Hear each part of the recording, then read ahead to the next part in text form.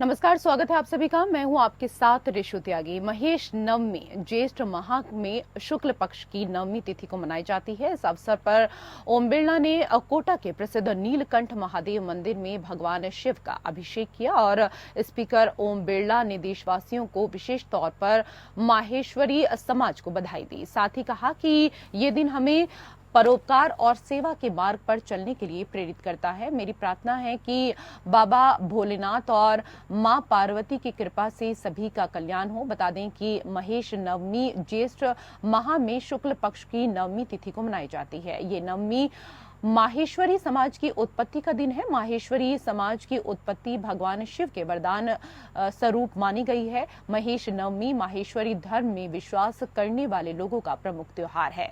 इस पावन पर्व को हर्ष उल्लास और धूमधाम से मनाना प्रत्येक माहेश्वरी का कर्तव्य है और समाज उत्थान और एकता के लिए अत्यंत आवश्यक भी है।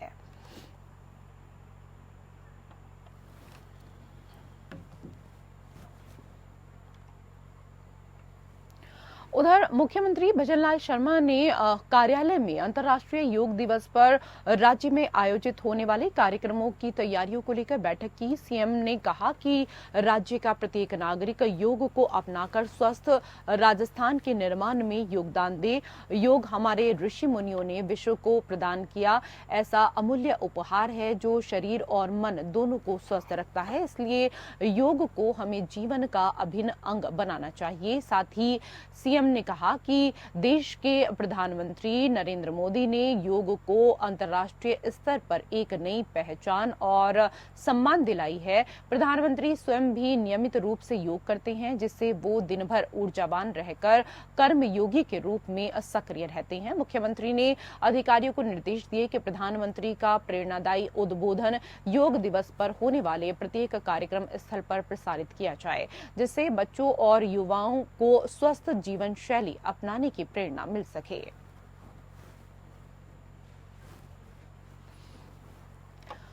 और इस खबर पर ज्यादा जानकारी के साथ हमारे सहयोगी रूपनारायण सावरिया फोन लाइन पर जुड़ चुके हैं। रूपनारायण, अगर बात करें योग दिवस को लेकर, योग दिवस आने वाला है और ऐसे में इसकी तैयारियां पहले से ही शुरू हो गई हैं और इस योग दिवस पर तमाम जो लोग हैं वो योग का प्रचार प्रसार भी करें और अपने जीवन में भी योग को अपनाएं और रोगों को दूर भगाएं।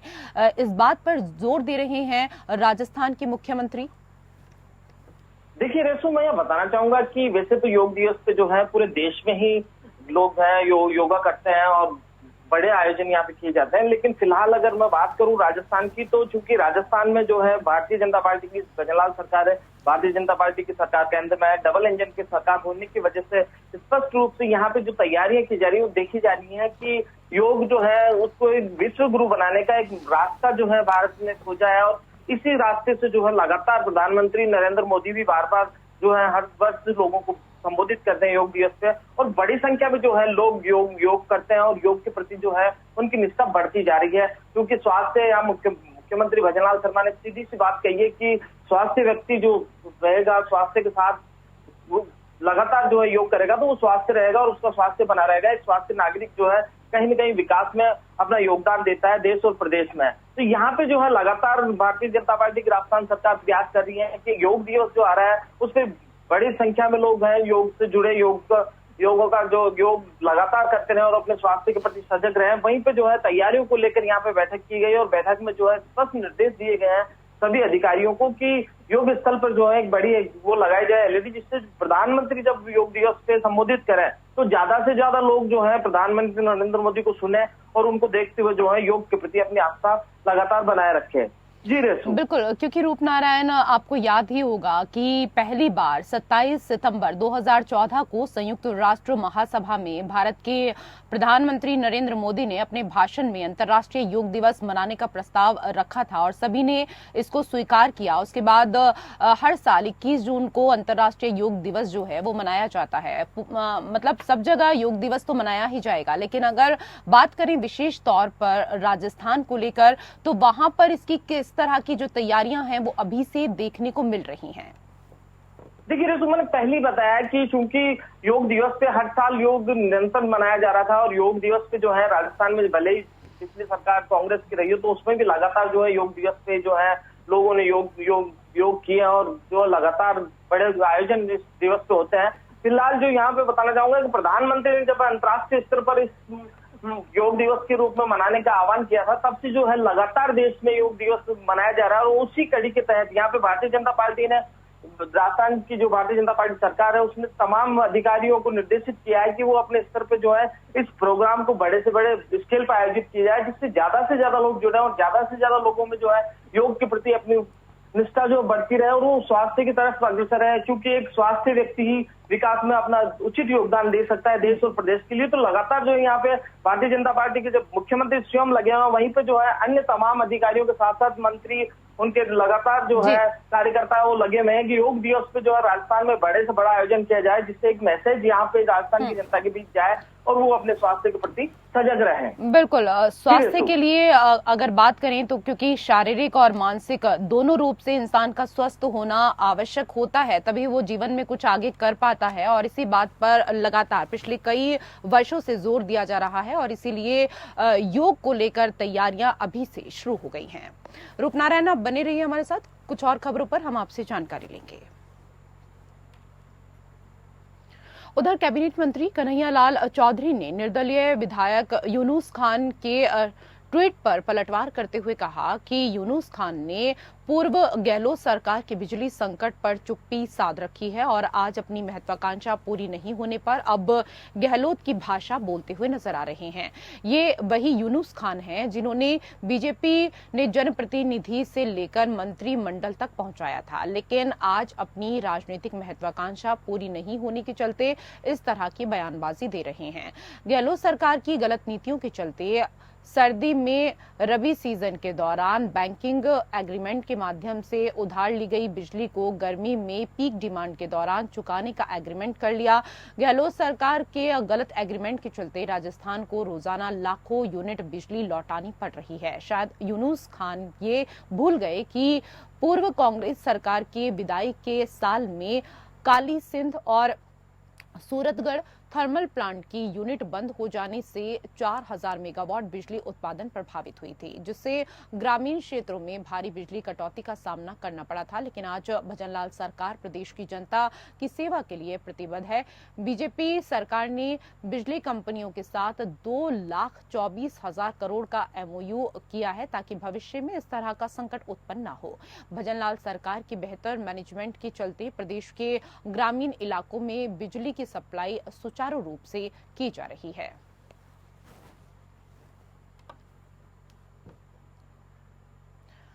और हमारे सहयोगी रूपनारायण सावरिया फोन लाइन पर लगातार जुड़े हुए हैं। रूपनारायण, क्योंकि यूनुस खान को लेकर जिस तरीके की बातें की जा रही हैं कि वो अब गहलोत की तरह भाषा बोलते हुए नजर आ रहे हैं, सबसे पहले तो आपसे यही समझना चाहेंगे कि उन्होंने ऐसा क्या कुछ बयान दिया था जिसके बाद अब विरोध शुरू हो गया है?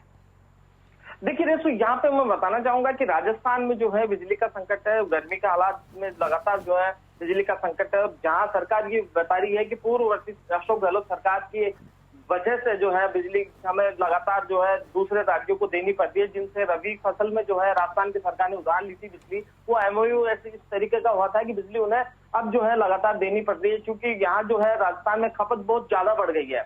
तो तमाम राजनीतिक दल, पक्ष और विपक्ष दोनों ही जो है इस मुद्दे पर हमलावर है। जहां यूनुस खान पूर्व मंत्री भारतीय जनता पार्टी से रहे हुए हैं और अब की बार भारतीय जनता पार्टी ने उनका टिकट काट दिया और वो निर्दलीय यहाँ से जीते हुए हैं, तो एक विपक्ष की भूमिका निभाते हुए जो है यूनुस खान ने भी यहाँ पे मामला बिजली का उठाया और बिजली के मामले पर जो है कैबिनेट मंत्री ने यहाँ पे सीधा तो उनको जो है जवाब दिया है कन्हैयालाल चौधरी ने कि किस तरीके से जो है राजस्थान की पूर्ववर्ती सरकार ने राज्यों से MOU किए थे और उनकी MOU होने की वजह से जो है राजस्थान को लगातार उन्हें बिजली देनी पड़ रही है।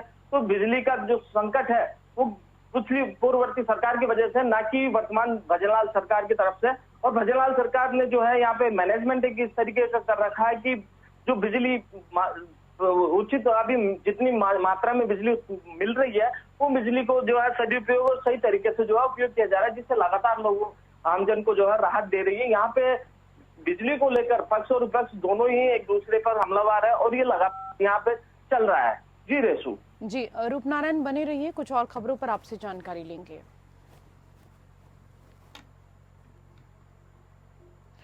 खबर हनुमानगढ़ से है, जहां प्रदेश के मुख्यमंत्री भजनलाल शर्मा प्रदेश में स्वास्थ्य सेवाओं को सुनिश्चितता को लेकर गंभीर नजर आ रहे हैं। इस दिशा में जिला कलेक्टर कानाराम प्रतिबद्धता से कार्य करते हुए नजर आ रहे हैं। उन्होंने शुक्रवार को कलेक्ट्रेट सभागार में जिला स्वास्थ्य समिति की बैठक ली। उन्होंने स्पष्ट कहा कि चिकित्सा कार्यों में लापरवाही बर्दाश्त नहीं की जाएगी। एक भी व्यक्ति उपचार से वंचित रहना नहीं चाहिए। चिकित्सक संवेदनशीलता के साथ इलाज करना सुनिश्चित करें। जिला कलेक्टर ने कहा कि चिकित्सा संसाधनों में बंद निर्माण कार्यों को शीघ्र पूर्ण कराएं। अनियमितता बरतने पर संबंधित निर्माणकर्ता के खिलाफ कार्रवाई करें। उन्होंने मौसमी बीमारियों की रोकथाम और लू तापघात से बचाव के लिए समुचित व्यवस्था निरंतर रखने के निर्देश दिए। उन्होंने कहा कि टीबी की जांच, बचाव और जागरूकता के लिए अपने क्षेत्रों में शिविर लगाएं, सैंपल लेकर समयबद्ध उपचार कराएं। उन्होंने राजस्थान जनसंपर्क ई फाइल, मुख्यमंत्री आयुष्मान आरोग्य योजना, प्रधानमंत्री जन आरोग्य योजना सहित विभिन्न योजनाओं की समीक्षा भी की।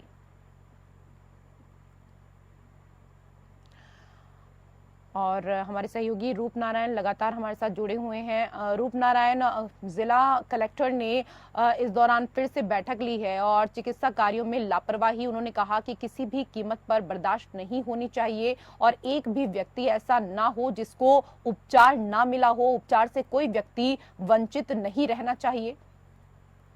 जी बिल्कुल रसू, मैं ये बताना चाहूंगा कि जब से राजस्थान में भारतीय जनता पार्टी की सरकार बनी है तो भजनलाल जो प्रधान मुख्यमंत्री बने हैं, मुख्यमंत्री के मंशानुसार लगातार जो है राजस्थान में ये स्टेप उठाए जा रहे हैं कि स्वास्थ्य को लेकर जो है कहीं कोई परेशानी ना हो, बीमार को जो है और बीमार के साथ जो परिजन है उनको भी कोई समस्या ना हो। तो लगातार यहाँ पे जो है राजस्थान में ये चीज बनी हुई है और इसी चीज को लेकर यहाँ पे कलेक्टर कानाराम ने जो है जिला स्वास्थ्य समिति की बैठक ली और उसमें स्पष्ट किया है कि लापरवाही करने वाले जो अधिकारी कर्मचारी हैं, चाहे डॉक्टर हो या सीएमएच हो या कोई और अधिकारी हो या कर्मचारी हो, अगर लापरवाही करता है, किसी बीमार को अगर कहीं दिक्कत होती है तो वो निश्चित रूप से जो है उसके खिलाफ कार्रवाई करेंगे। और लगातार जो है खुद कलेक्टर यहाँ पे देख रहे हैं, राजस्थान में सभी जिलों के कलेक्टरों को मुख्यमंत्री भजनलाल ने जो है ये निर्देशित किया हुआ है कि किसी भी तरीके की लापरवाही स्वास्थ्य विभाग की दिखनी नहीं चाहिए।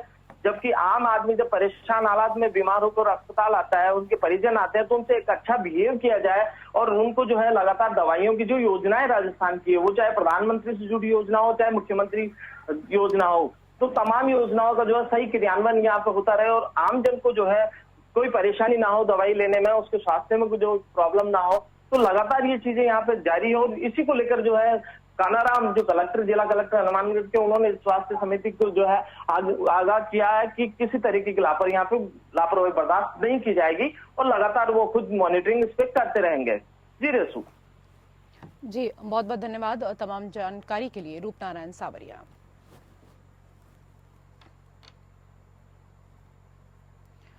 अगली खबर हनुमानगढ़ से है, जहां विधायक गणेश राज बंसल के निर्देशानुसार चलाए जा रहे नगर परिषद ने अभियान के तहत सभापति सुमित रणवा के नेतृत्व में हनुमानगढ़ जंक्शन के वार्ड 53 और 60 का निरीक्षण किया।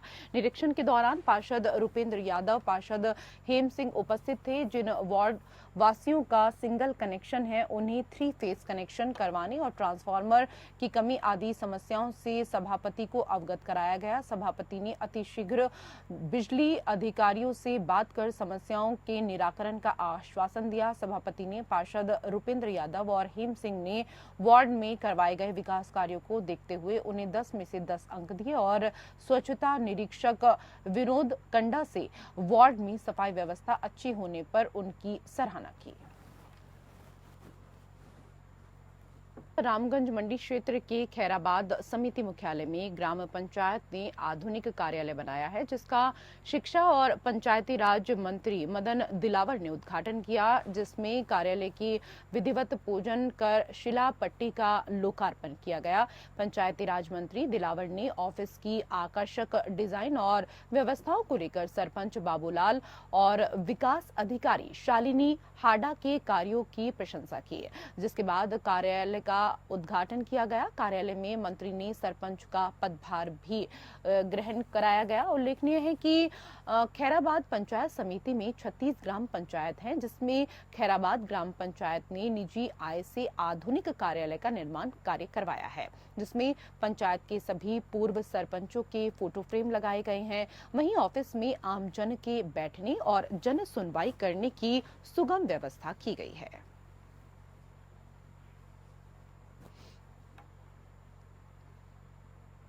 उधर निवाई नगर पालिका में प्रधानमंत्री आवास योजना की प्रथम किश्त की राशि 30-30 हजार रुपए की राशि के प्रपत्र वितरण कार्यक्रम का आयोजन किया गया, जिसमें नगर पालिका अध्यक्ष दिलीप इसरानी, अधिशासी अधिकारी मनोहर लाल जाट और राजस्व अधिकारी नवरत्न शर्मा ने प्रधानमंत्री आवास योजना की पहली किश्त की राशि के प्रपत्र वितरित किए। नगर पालिका अध्यक्ष ने कहा कि सरकार की मंशा है कि प्रत्येक व्यक्ति को आवास का हक मिल सके। उन्होंने कहा कि नगर पालिका क्षेत्र के जरूरतमंद और पात्र लोग प्रधानमंत्री आवास योजना का लाभ लेते हुए अधिक से अधिक आवास बनवाएं। उन्होंने कहा कि नगर पालिका की तरफ से शहर में चहुमुखी विकास में कोई कोर कसर नहीं छोड़ा जाएगा, जिसके लिए सभी पार्षद और कर्मचारी टीम भावना से कार्य लगातार कर रहे हैं। अधिशासी अधिकारी मनोहर लाल जाट ने बताया कि नगर पालिका की तरफ से 68 लोगों को प्रधानमंत्री आवास योजना की प्रथम किश्त की राशि 30-30 हजार रुपए के प्रपत्र सौंपकर लाभान्वित किया गया है। उन्होंने कहा कि सरकार की संचालित जन कल्याणकारी योजनाओं का अधिक से अधिक लाभ लें। इस अवसर पर पार्षद गिरिराज जाट सहित कई पार्षद और कर्मचारी मौजूद थे। उधर टोंक जिले के नगरकोट थाना इलाके में पुराने कुएं का पुनर्निर्माण के दौरान यहां हादसा हुआ है। कुआं ढहने से एक मजदूर की जान चली गई। वहीं 2 मजदूर इस दौरान घायल हो गए हैं, जिनका इलाज जारी है। भोजपुरा गांव में कुआं ढहने से 3 मजदूर दब गए, जिसके बाद 2 मजदूरों को तुरंत निकाल लिया गया। एक गंभीर को घायल को इस दौरान अस्पताल में रेफर किया गया। एक मजदूर मुकेश माली मिट्टी में दबा रह गया। जानकारी मिलते ही नगरकोट थानाधिकारी इसके साथ ही विकास अधिकारी मौके पर पहुंचे और क्रेन की मदद से रेस्क्यू ऑपरेशन चलाया गया। 2 घंटे की मशक्कत के बाद मजदूर को बाहर निकाल लिया गया, लेकिन मिट्टी में दबने की वजह से मजदूर की जान चली गई। इस दौरान स्थानीय लोगों की भारी भीड़ मौके पर इकट्ठा हो गई। पुलिस अब पूरे मामले की जानकारी में जुटी हुई है।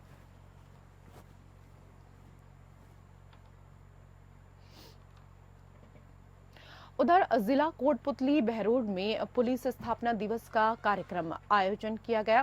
कार्यक्रम के अंतर्गत कोटपुतली शहर में कस्बे के निजी ब्लड बैंक में रक्तदान शिविर का आयोजन किया गया। निजी ब्लड बैंक में सुबह 9 बजे से रक्तदान शिविर प्रारंभ हुआ। शिविर में जिले के एएसपी कोटपुतली नीम सिंह, एएसपी नीम राणा, शालिनी राज, डीएसपी राजेंद्र सहित आला अधिकारी और जवान उपस्थित रहे। रक्तदान शिविर अभी तक 70 यूनिट रक्तदान कर चुका है।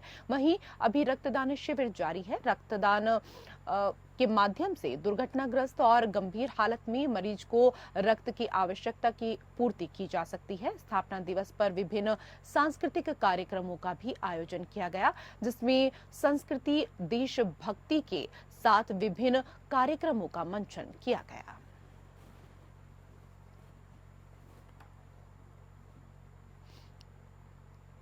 टोंक जिले का कृषि विभाग खरीफ सीजन को लेकर सतर्क हो गया है। किसानों को उच्च गुणवत्ता का कृषि आदान उपलब्ध कराना कृषि विभाग की पहली प्राथमिकता है।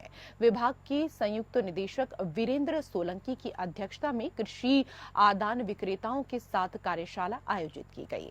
बैठक में खरीफ कृषि आदान विक्रेताओं को किसानों को उचित दर पर उर्वरक उपलब्ध कराने के निर्देश दिए गए। वहीं किसानों से अधिकृत प्रतिष्ठान से कृषि आदान खरीदने और पक्का बिल लेने का आग्रह किया गया।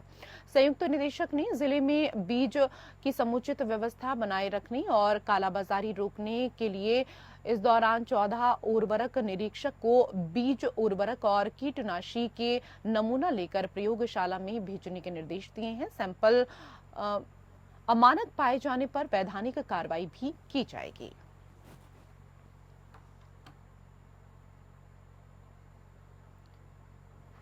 टोंक जिले में नर कंकाल मिलने से क्षेत्र में सनसनी फैल गई। नर कंकाल जंगल में मिला है। सूचना पर देवली थाना प्रभारी मौके पर पहुंचे।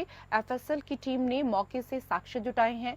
दो कंकाल बताया जा रहा है कि ये जो कंकाल है वो दरअसल 2 महीने पुराना है। शव के पास 2 बैग भी इस दौरान मिले हैं। पुलिस ग्रामीणों से पूछताछ कर कंकाल की शिनाख्त में जुट गई है। जानकारी के अनुसार सवेरे जंगल में जानवर चराने गए कुछ लोगों को बदबू आई। इस पर नजदीक जाकर देखा तो एक कंकाल पड़ा हुआ था। बाद में लोगों ने पुलिस को इसकी सूचना दी। पुलिस ने मौके पर पहुंचकर पाया कि कंकाल मानव का है और करीब 2 महीने पुराना लग रहा है। कंकाल के आसपास कुछ बैग भी थे जिसमें कपड़े रखे हैं। इस दौरान पुलिस ने आसपास के ग्रामीणों से भी कंकाल के संबंध में पूछताछ की, लेकिन कोई जानकारी नहीं मिल पाई। बाद में पुलिस कंकाल को लेकर राजकीय चिकित्सालय लेकर आई, जहां कंकाल को मोर्चरी में रखवा दिया गया। पुलिस कपड़ों के आधार पर शिनाख्त का प्रयास कर रही है। वहीं कंकाल पुरुष का है या महिला का, इसका पता डीएनए टेस्ट के बाद ही चल पाएगा।